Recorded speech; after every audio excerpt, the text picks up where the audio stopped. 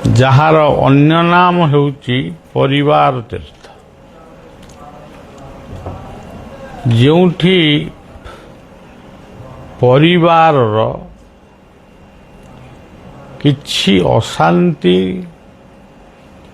ବା ଅତୃପ୍ତ ଭାବନା ସୃଷ୍ଟି ହୁଏ, ଅଭାବ ସୃଷ୍ଟି ହୁଏ, ସେତିକି ବେଳେ ଏହି ସ୍ଥାନକୁ ସ୍ମରଣ କରିବା ସହିତ ଏଠାକୁ ଆସି ପୂଜାର୍ଚ୍ଚନା କରିବା ଉଚିତ। ତେବେ ଏଇ ପରିବାର ହଉ ବା ଜଗତର ସବୁ ପରିବାର, କେବଳ ମଣିଷ ପରିବାର ନୁହେଁ, ପଶୁପକ୍ଷୀମାନଙ୍କର ମଧ୍ୟ ପରିବାର ଅଛି।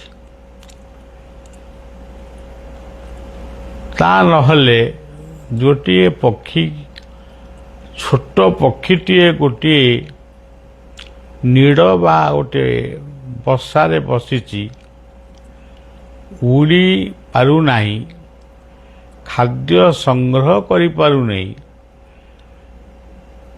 କିଛି ସମୟ ଆପଣ ଅପେକ୍ଷା କଲେ ଦେଖିବେ ମା ପକ୍ଷୀଟି ଉଡ଼ି ଉଡ଼ି ଯାଉଛି ବହୁତ ଦୂରକୁ। ସେ କେଉଁଠିକି ଯାଉଛି ତା ଆମେ କହିପାରିବାନି, କିନ୍ତୁ ତା ଥଣ୍ଟରେ କିଛି ଖାଦ୍ୟ ଆଣି ସେ ଆଗ ପ୍ରଥମ ତାର ପିଲାମାନଙ୍କୁ ଦଉଛି। ପିଲାମାନଙ୍କୁ ଦେଇ ସାରିଲା ପରେ ସେ ଖାଉଛି। ଇଏ ହେଉଛି ଗୋଟେ ଜ୍ୱଳନ୍ତ ଉଦାହରଣ ଆପଣମାନଙ୍କ ପାଇଁ, ଆମ ପାଇଁ, ସମସ୍ତଙ୍କ ପାଇଁ। ତେଣୁ ଈଶ୍ୱର କେତେବେଳେ ମା ହୁଅନ୍ତି, କେତେବେଳେ ବାପା ହୁଅନ୍ତି, କେତେବେଳେ ଭାଇ ହୁଅନ୍ତି, କେତେବେଳେ ବନ୍ଧୁ ବି ହୁଅନ୍ତି। ଆପଣ ଭାବୁଥିବେ ବା ଅନେକ କହନ୍ତି ଜଗନ୍ନାଥ ହେଉଛନ୍ତି ବନ୍ଧୁ। ସିଏ ପୁଣି କାହାର ବନ୍ଧୁ? ସିଏ ହେଉଛନ୍ତି ବନ୍ଧୁ ମହାନ୍ତିଙ୍କର ବନ୍ଧୁ, ଯାଜପୁର ବନ୍ଧୁ ମହାନ୍ତିଙ୍କ ବନ୍ଧୁ। କିନ୍ତୁ ଜୀବନ ତମାମ ଯଦି ଆପଣ ଲକ୍ଷ୍ୟ କରିବେ, ଆପଣ ଜାଣିପାରିବେ ଯେ ଜଗନ୍ନାଥ ପ୍ରକୃତରେ ଜଣେ, ଦୁଇ ଜଣ, ପାଞ୍ଚ ଜଣ, ତିନି ଜଣଙ୍କର ସେ ବନ୍ଧୁ ନୁହେଁ। ସିଏ ହେଉଛନ୍ତି ଜଗତର ବନ୍ଧୁ। ଗଛକୁ ବଞ୍ଚେଇଛି କିଏ? ପଶୁପକ୍ଷୀକୁ ବଞ୍ଚେଇ ରଖିଛି କିଏ? ଯାହା ପାଇଁ ଯେଉଁ ଖାଦ୍ୟର ଆବଶ୍ୟକ ରହିଛି, ସିଏ ଖାଦ୍ୟକୁ ତା ପୂର୍ବରୁ ସଞ୍ଚୟ କରି ରଖିଛି କିଏ?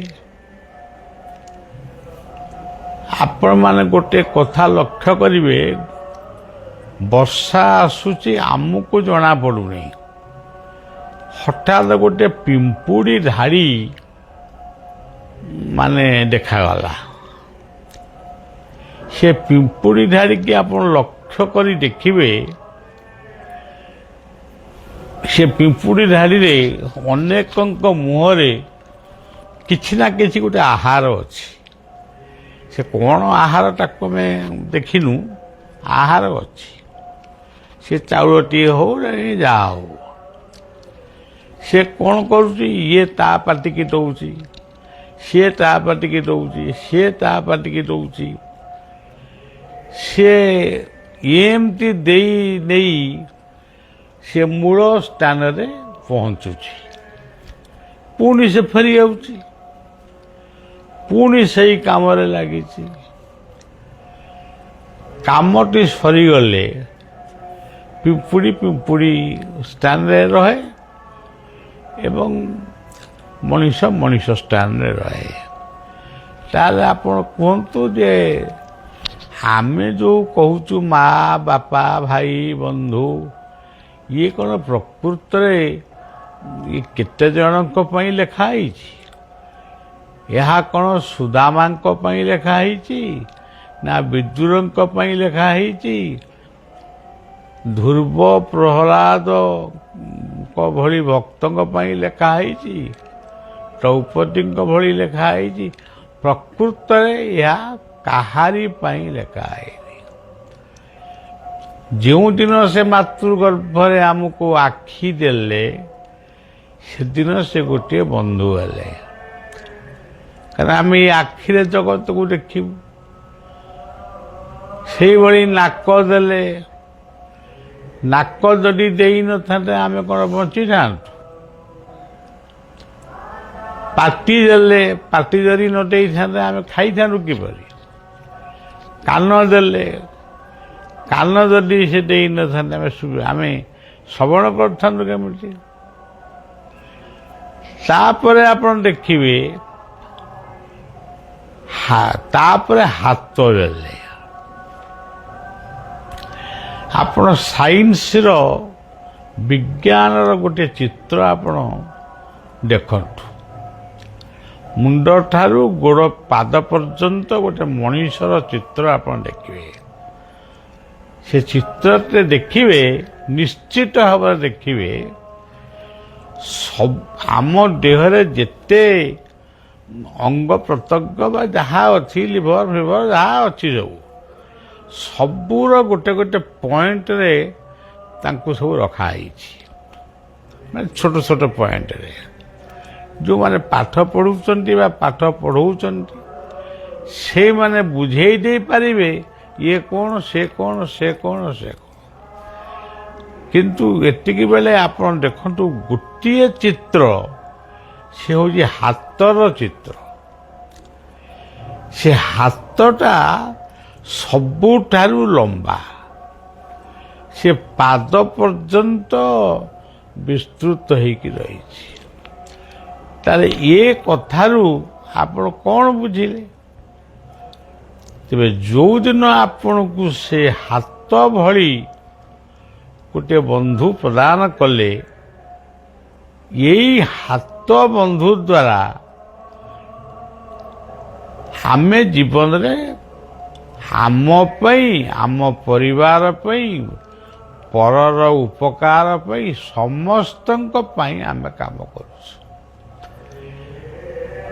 ତେଣୁ ପ୍ରକୃତରେ ବନ୍ଧୁ ହେଉଛି କର୍ମ। ସେଇ କର୍ମକୁ ସମ୍ପାଦନ କରିବା ପାଇଁ ଆଖି, କାନ, ନାକ, ପାଟି ସବୁ ଦେଇଛନ୍ତି, ହାତ ଗୋଡ଼ ସବୁ ଦେଇଛନ୍ତି।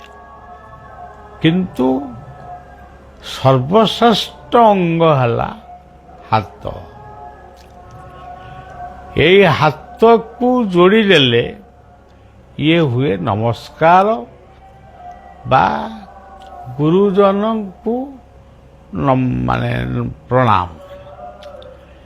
ଏଇ ପାଦକୁ ଯଦି ଚଲେଇ ରଖିବା ତାହେଲେ ଆମେ ଦୂର ବାଟ ଅତିକ୍ରମ କରି ଆମେ ଯାଇ ଲକ୍ଷ୍ୟସ୍ଥଳରେ ପହଞ୍ଚିବା। ଠିକ୍ ସେଇଭଳି ଆପଣ ଦେଖିବେ ଜଗନ୍ନାଥ ଗୋଟେ ଶବ୍ଦ ସମସ୍ତେ କହୁଛନ୍ତି, ଆମେ ବି କହିଲୁ। ଜ କହିଲେ ପ୍ରଥମ ଜ ହେଉଛି ଜ୍ୟୋତିର୍ବ୍ରହ୍ମ। ଯେଉଁ ଜ୍ୟୋତି ବ୍ରହ୍ମ ଦ୍ୱାରା ଇଏ ଜଗତ ତିଆରି ହେଇଛି।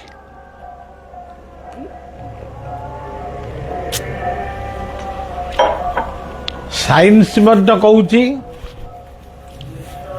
ଅଗ୍ନି। ଅଗ୍ନିଙ୍କର ଉତ୍ତର ରୂପ ହେଉଛି ପୂର୍ବ ରୂପ ଅଗ୍ନି। ଅଗ୍ନିଙ୍କର ଉତ୍ତର ରୂପ ହେଉଛି ସୂର୍ଯ୍ୟ। ଏଇ ହେଉଛନ୍ତି ଜ କହିଲେ ଜ୍ୟୋତି। ଯେଉଁ ଜ୍ୟୋତି ଆମ ହୃଦୟ ଭିତରେ ଗୋଟେ ଆତ୍ମପୁରୁଷ ରୂପରେ ଅଛି, ଯେଉଁ ଜ୍ୟୋତି ନୀଳ ଆକାଶରେ ଗୋଟେ ସୂର୍ଯ୍ୟ ଚନ୍ଦ୍ରମାଙ୍କ ଭଳି ଉଦିତ ହେଉଛି, ଗ୍ରହ ତାରା ନକ୍ଷତ୍ରଙ୍କ ଭଳି ଉଦିତ ହେଉଛି,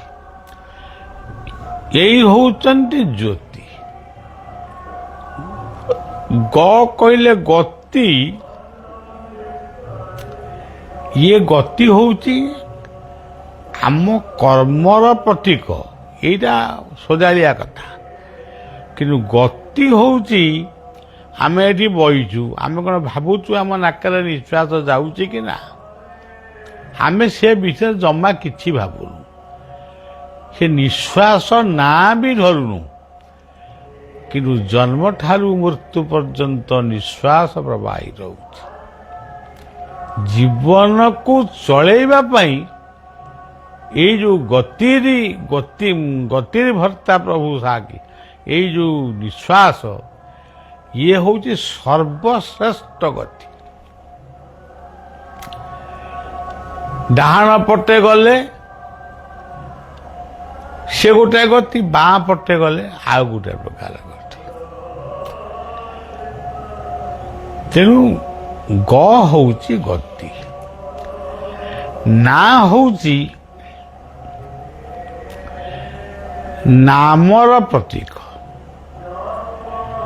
ଆମେ ସମସ୍ତେ ଗୋଟିଏ ଗୋଟିଏ ନାଁକୁ ଆଶ୍ରୟ କରି ଆମ ସମ୍ବିଧାନକୁ ଚଳାଉଛୁ।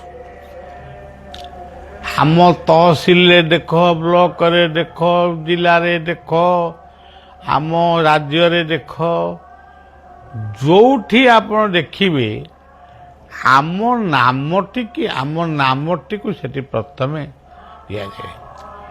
ତମ ଘର କୋଉଠି ବାବୁ ପଚାରିବେ, ତମ ନାଁ କ'ଣ?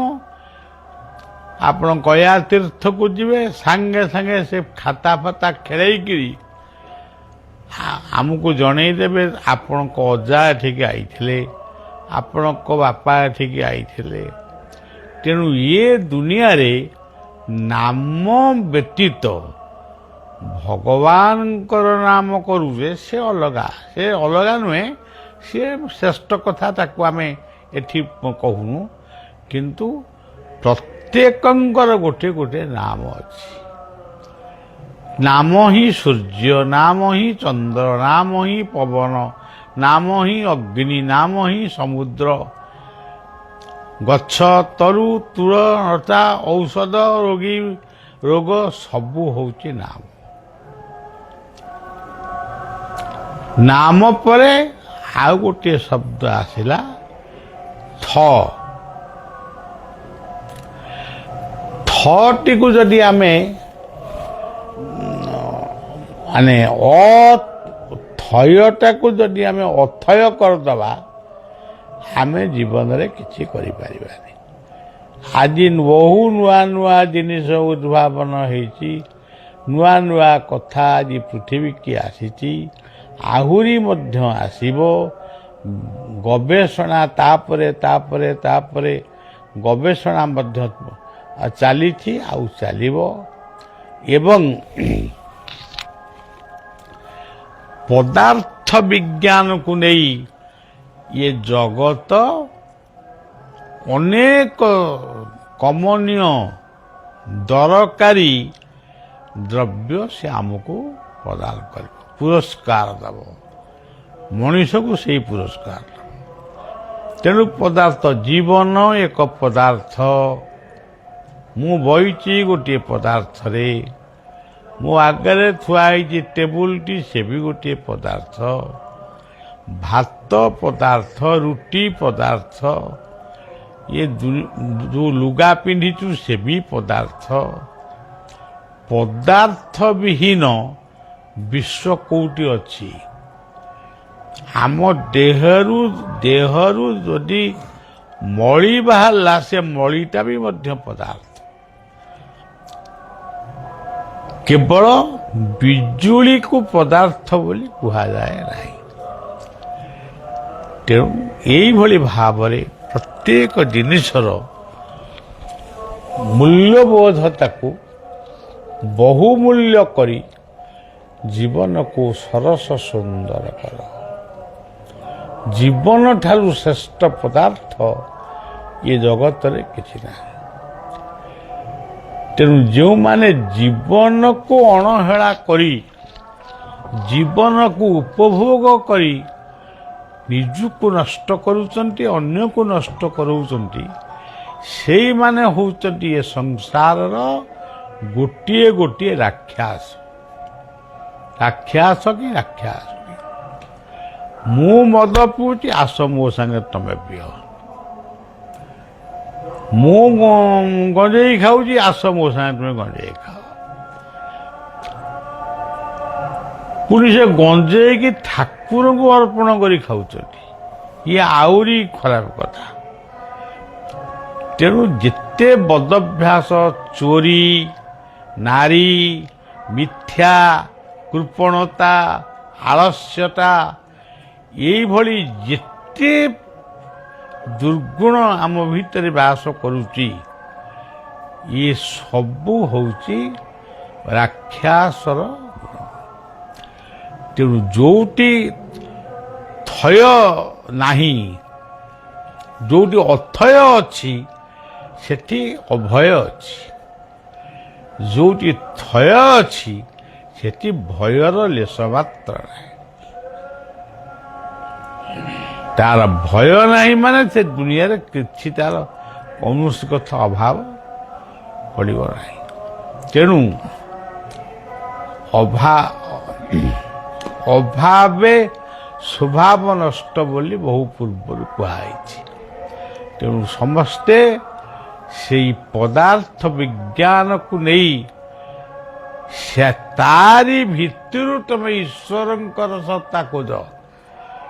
ଆଉ ଯେଉଁମାନେ ଖୋଜୁଛ, ପଦାର୍ଥକୁ ଛାଡ଼ିକିରି ଖୋଜୁଛ, ପ୍ରମାଣ ବି କରିପାରିବନି ୱିଦାଉଟ୍ ପଦାର୍ଥରେ, ବିନା ପଦାର୍ଥରେ ତୁମେ ଜୀବନରେ କ'ଣ କରିଛ। ଧରନ୍ତୁ ଆପଣ କହିବେ ମୁଁ ଗାଈ ଜଗିଛି, ସେ ବି ପଦାର୍ଥ। ମୁଁ ଛେଳି ଜଗିଛି, ସେ ବି ପଦାର୍ଥ। ପଦାର୍ଥ ବିନା ଏ ଜଗତରେ ତମେ କ'ଣ କରିପାରିବ? ଏ ଜୀବନଟା ବି ଗୋଟେ ପଦାର୍ଥରୁ ତିଆରି ହେଇଛି। ତେଣୁ ପଦାର୍ଥ ଆଜି ଦେଖନ୍ତୁ ବିଶ୍ୱରେ ଗୋଟେ ଯୁଦ୍ଧ ଫୁଦ୍ଧ କ'ଣ ଲାଗିଛି। ଦେଖନ୍ତୁ ସାରା ପୃଥିବୀ ଆଜି ହାହାକାର, ସମସ୍ତେ ମୁଣ୍ଡରେ ହାତ ଦେଇ ବସିଛନ୍ତି। ଆଜି ତ ଏ ତେଲ ମିଳିଲା, କାଲିକି ମିଳିବ କି ନାହିଁ। ଗୋଟିଏ ଗରିବ ଖାଇ ନେଇ ବସିଛି, ସେ ଅପେକ୍ଷା କରିଛି କାଲିକି କିଏ ତାକୁ ଖାଇବାକୁ ଦେବ। ତେଣୁ ଏଇଭଳି ଭାବରେ ଇଏ ଜଗତ ରୂପକ ପଦାର୍ଥର ସଦୁପଯୋଗ କର। ଯେତେ ବିଜ୍ଞାନ ଅଛି, ଆମେ ତ ଖାଲି ମୋଟାମୋଟି କହିଦେଉଛୁ ବିଜ୍ଞାନ। ସିଏ ବିଜ୍ଞାନ କଲେ କେତେ କଥାକୁ ବୁଝେଇବ, କିନ୍ତୁ ସର୍ବଶ୍ରେଷ୍ଠ ବିଜ୍ଞାନ ହେଉଛି ପଦାର୍ଥ ବିଜ୍ଞାନ। ସେଇ ପଦାର୍ଥ ବିଜ୍ଞାନର ମାନେ କାର୍ଯ୍ୟକାରୀ ଯିଏ କରୁଛି ବା କରେଇବ, ସେ ହେଉଛି ମଣିଷ। ତେଣୁ ମନୁଷ୍ୟ ଦେହେ ଦିବ୍ୟ ଜ୍ଞାନ ଦେଖି ସନ୍ତୋଷ ଭଗବାନ। ଆଜିର ଏହି ପବିତ୍ର ସନ୍ଧ୍ୟାରେ ଆପଣମାନଙ୍କୁ ଏଇ ଯେଉଁ ଜଗନ୍ନାଥଙ୍କ ବିଷୟ କ'ଣ ଗୋଟେ କୋଉ କହିଲି, ଏସବୁ କଥାକୁ ଟିକେ ମନେ ରଖିବେ। ଆମେ କେବଳ ମନ୍ଦିର ଗଢ଼ିବୁ, ମସଜିଦ ଗଢ଼ିବୁ, ଚର୍ଚ୍ଚ ଗଢ଼ିବୁ, ମୂର୍ତ୍ତି ପ୍ରତିଷ୍ଠା କରିବୁ, ଏଠି ଅମୁକ ମୂର୍ତ୍ତି, ସେଠି ସମୁକ ମୂର୍ତ୍ତି, ସେଠି ତାକୁ ପୂଜା କରିବା ପାଇଁ ବ୍ରାହ୍ମଣ ନାହାନ୍ତି ନା ପୂଜା କରିବା ପାଇଁ ଦ୍ରବ୍ୟ ନାହିଁ। ତେବେ କୁହନ୍ତୁ ଆପଣ, ଏଇ ଯେତିକି କଥାରେ ମାତିଛନ୍ତି, ଆଜି ବର୍ତ୍ତମାନ ସବୁଯାକ ଦେଉଳ ଭାଙ୍ଗିଦେବା, ଦେଉଳ, ମସଜିଦ, ଚର୍ଚ୍ଚ, ଗୁରୁଦ୍ୱାର ସବୁ ଭାଙ୍ଗିଦେବା। ସେଠି କେବଳ ବସି ପ୍ରାର୍ଥନା କରିବା, ତା ଚାରିପାଖ ଖାଲି ଗଛ ଲଗେଇବା କି ଚାଷ କରିବା। ଆପଣମାନେ ଭାବିକି ଦେଖନ୍ତୁ, ଏଇ ମନ୍ଦିର, ମସଜିଦ, ଚର୍ଚ୍ଚ, ଗୁରୁଦ୍ୱାର ଏଇସବୁ ଆମେ କରିକିରି ଅନ୍ନେଶ୍ୱରୀ ଯୋଉଠି ନିହାତି ଦରକାର ଅଛି କରିବା ଉଚିତ ଅନ୍ନେଶ୍ୱରୀ କରି ଆଜି ହଜାର ହଜାର ଲକ୍ଷ ଲକ୍ଷ ଏକର ଆଜି ମାଟିକୁ ଆମେ ନଷ୍ଟ କରୁଛୁ। ଆପଣମାନେ ଏଇଟା ନିଜକୁ ସମୀକ୍ଷା କରନ୍ତୁ। କହିଲେ ତ ଭୁଲ ହେଇଯିବ। କହିଲେ ଯଦି ଜଣେ ଜଣକୁ କହିବ ସେ କହିବ ଆମକୁ ଆକ୍ଷେପ କରୁଛି। ଆଚ୍ଛା ଗୋଟିଏ କଥା ଆପଣ ଭାବନ୍ତୁ, ଇଏ କଥାକୁ ଆଜି କହିଛି ମରିବା ପର୍ଯ୍ୟନ୍ତ ବି କହିବି। ହିନ୍ଦୁ ମଲେ ପୋଡ଼ା ହୁଏ, ତା ପାଉଁଶ ନଦୀରେ ମିଳେ, ନଦୀରେ ମିଶେଇ ଦିଅନ୍ତି।